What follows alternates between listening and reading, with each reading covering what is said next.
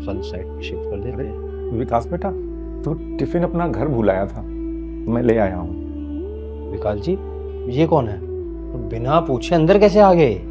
वो मैं ये मेरे घर के नौकर है। नौकर? इन गवारों को थोड़ी तमीज सिखाओ। ऐसे बिना पूछे किसी के कैबिन में नहीं आना चाहिए, विदाउट परमिशन, वो भी इलिटरेट पीपल। तुम्हें थोड़ी सी भी तमीज नहीं है क्या? किसी के भी कैबिन में आते हैं तो दरवाजा नॉक करके आते हैं, ऐसे सीधे मुंह उठा के अंदर नहीं आ जाते। आगे से ध्यान रखना।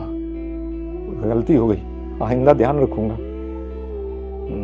और ये टिफिन बाहर ही रख दो, मैं ले लूंगा। और जो काम तुम्हारा है वो किया करो, ऐसे फालतू के काम करने की जरूरत नहीं है, घर पे रहा करो।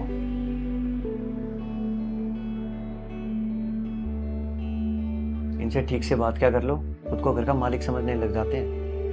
Right, okay, just leave it. तो बताइए, डील डन करें? हाँ करते हैं, ठीक है।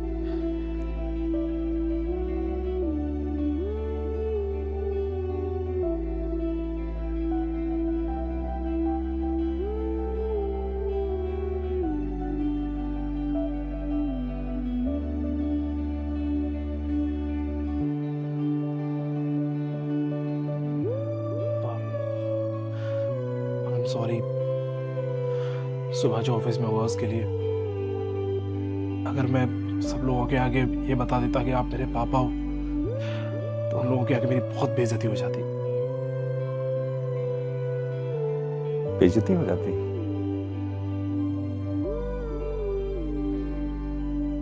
तो तूने अपनी इज्जत बनाने के लिए मुझे, अपने बाप को ही नौकर बना दिया।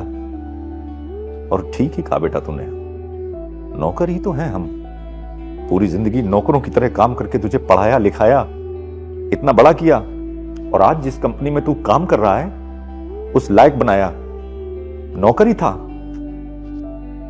खुद सालों साल कपड़े नहीं खरीद पाता था, नौकरों की तरह पुराने कपड़े पहनता था, फटे पुराने। नौकरों की तरह बचा हुआ खाना खाता रहा पूरी जिंदगी, और तेरा पेट भरता रहा ताकि तुझे किसी तरीके की कोई कमी ना महसूस हो।